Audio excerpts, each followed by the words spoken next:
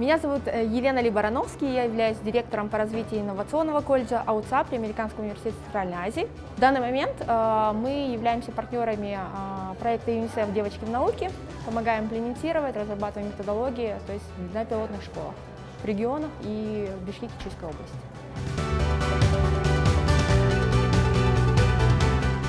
Такие мероприятия, думаю, очень полезны, потому что мы находимся в среде единомышленников, которые продвигают те же ценности. И очень классно, что есть возможность где-то отсортировать, получить новые инсайты, да? Не дублировать проекты, что самое важное, да? Чтобы мы не распылялись и делали одно и то же в разных проектах.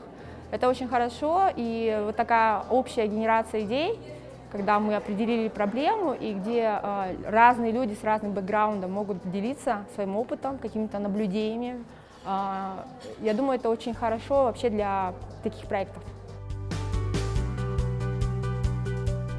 Такие воркшопы позволяют выявить какие-то инсайты, которые казались бы на поверхности, но которые не проговаривались. И с точки зрения подхода дизайн мышления это позволяет закрыть такие какие-то белые пятна. Какие инсайты я получила? Это где-то на кончике языка всегда вертелось. Многие вещи просто подтвердились. Такой воркшоп он позволяет структурировать, потому что много часто идей, много инсайтов. С этого нужно начать вроде, какая приоритетность. Когда много стейкхолдеров, различных заинтересованных людей, которые понимают проблематику, легче структурировать и начинать с приоритетных целей и задач.